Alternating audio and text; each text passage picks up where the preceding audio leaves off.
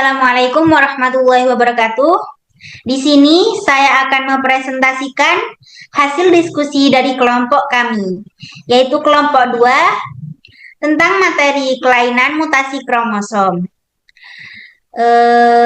Anggota saya yaitu Nadia Salsabila dengan NIM 067, Khairunisa saya sendiri dengan NIM 074, Comang Megatri Utami dengan NIM 075, Erna Nurwahyuningsih dengan NIM 079, Riko Ariza Putra dengan NIM 081, Astrid Zalfa Arfiani dengan NIM 082, Siti Nur Aminah dengan NIM 088.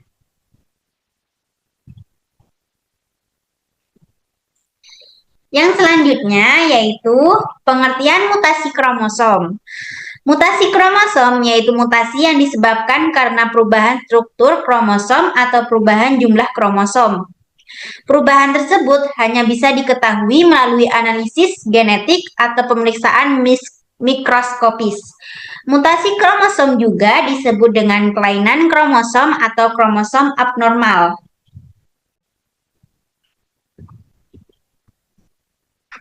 Yang selanjutnya ada jenis-jenis mutasi kromosom berdasarkan pada struktur kromosom. Yang pertama yaitu delesi. Delesi disebut juga dengan defisiensi, yang merupakan hilangnya sebagian dari sebuah kromosom karena kromosom itu patah.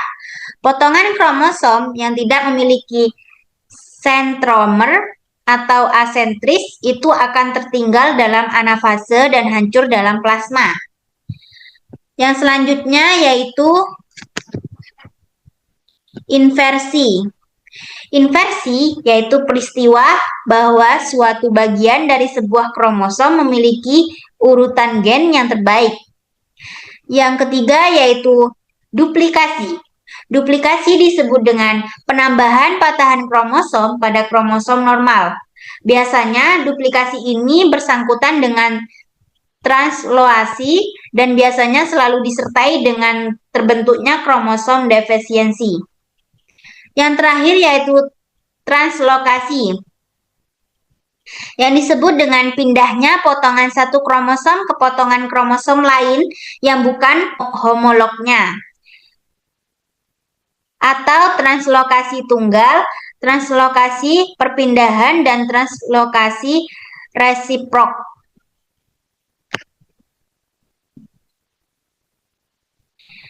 Yang selanjutnya ada jenis-jenis mutasi kromosom berdasarkan pada jumlah kromosom. Yang pertama ada euploid, merupakan mutasi yang melibatkan pengurangan atau penambahan dalam perangkat kromosom. Jenis-jenis euploid yaitu monoploidi, diploidi, poliploidi. Pengertian dari monoploidi yaitu organisasi monoploidi memiliki satu genom atau N kromosom dalam sel tubuhnya. Hal itu terjadi pada sebagian besar bakteri, fungsi alga, lumut, dan serangga. Hymenoptera. Yang kedua yaitu diploidi. Diploidi disebut dengan organisme diploidi memiliki dua genom atau disebut dengan 2N kromosom pada setiap sel somatis. Yang ketiga yaitu poliploidi. Organisme poliploidi memiliki kromosom lebih dari 2 genom. Misal triploidi 3N, tetraploidi 4N, dan pentaploidi 5N.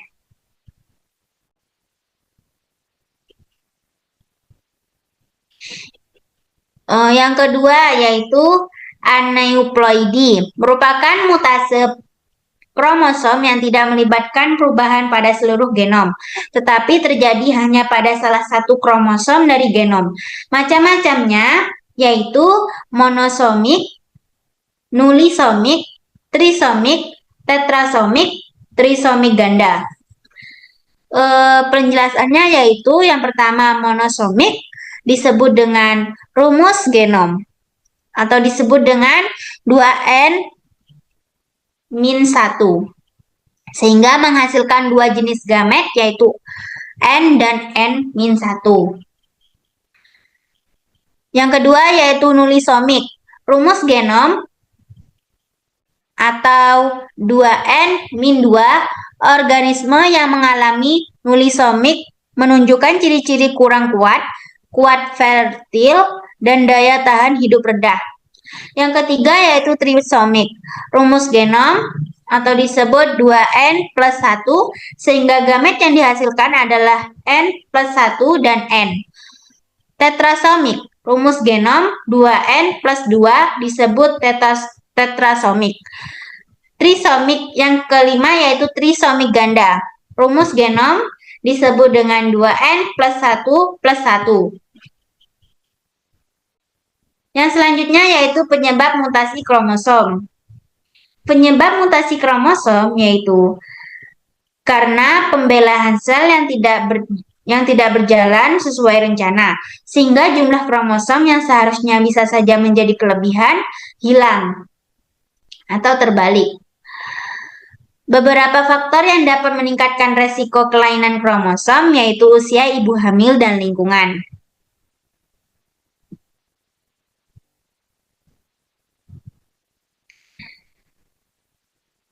Wanita yang hamil pada usia 30 tahun ke atas beresiko lebih tinggi melahirkan bayi dengan kelainan kromosom daripada wanita yang lebih muda.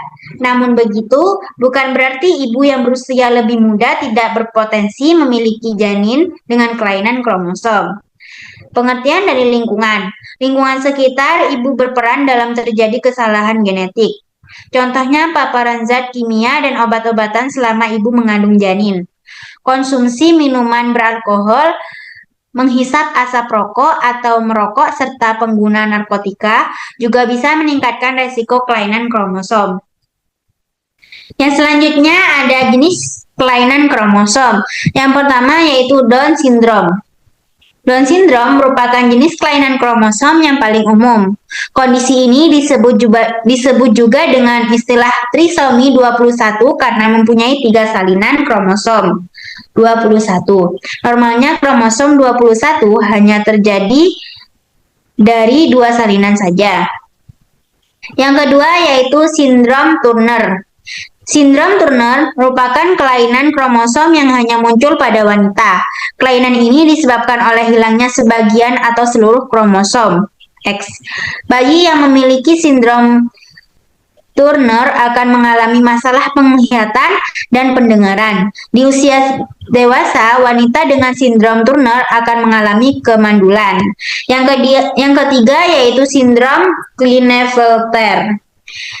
Sindrom ini disebabkan oleh kelebihan kromosom X pada pria. Akibat dari sindrom ini, bayi akan tumbuh dengan otot lemah, tubuh yang tinggi, rambut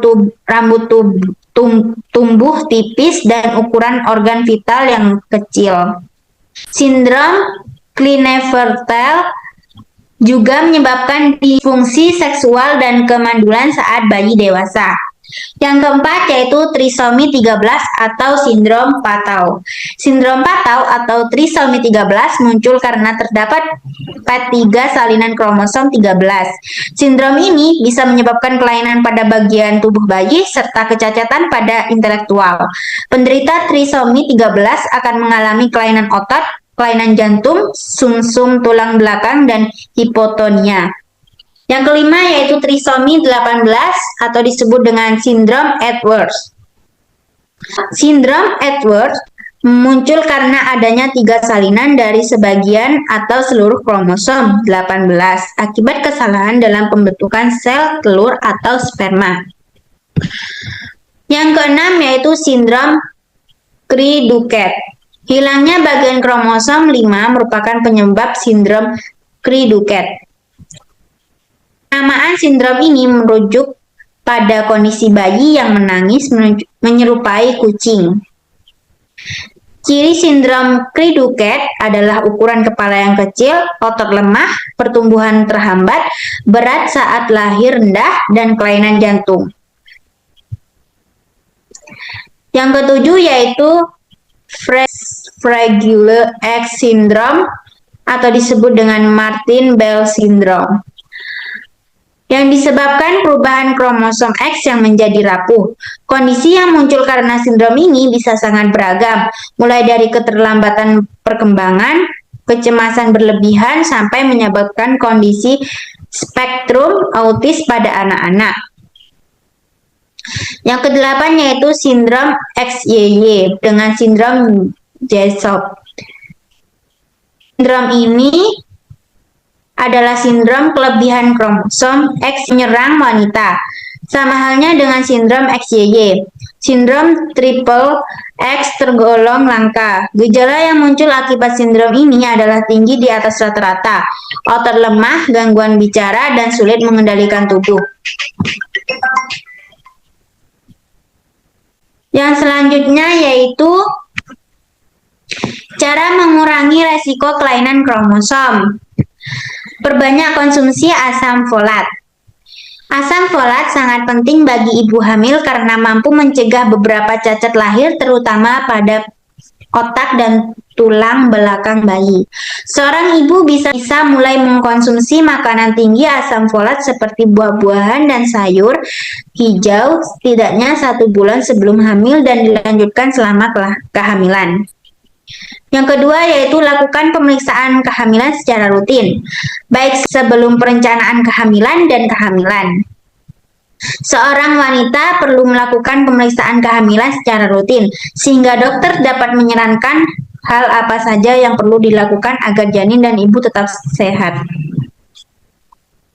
Selain itu, pemeriksaan rutin membantu ibu untuk memantau perkembangan janin dan awal kehamilan sampai waktu persalinan. Minum minuman beralkohol dan merokok. Ibu hamil tidak diperbolehkan untuk minum minuman beralkohol dari jenis apapun karena alkohol dapat menyebabkan keguguran, minimal saat dilahirkan, serta berbagai cacat fisik, perilaku, dan intelektual seumur hidup. Dan juga tidak diperbolehkan untuk merokok, karena merokok dapat mempengaruhi terhadap bobot janin. Yang keempat yaitu perhatikan berat badan. Seorang wanita yang mengalami obesitas sebelum kehamilan beresiko lebih tinggi mengalami komplikasi selama kehamilan. Obesitas juga meningkatkan resiko wanita hamil terhadap beberapa cacat lahir yang serius. Seorang wanita dengan kelebihan berat badan atau obesitas ingin merencanakan program kehamilan wajib berkonsultasi dengan dokter terlebih dahulu untuk mencari tahu bagaimana menjalani pola hidup yang sehat agar mencapai berat badan yang ideal. Itu saja presentasi dari kelompok kami. Jika banyak sekali kekurangan, mohon dimaafkan. Dan terima kasih. Wassalamualaikum warahmatullahi wabarakatuh.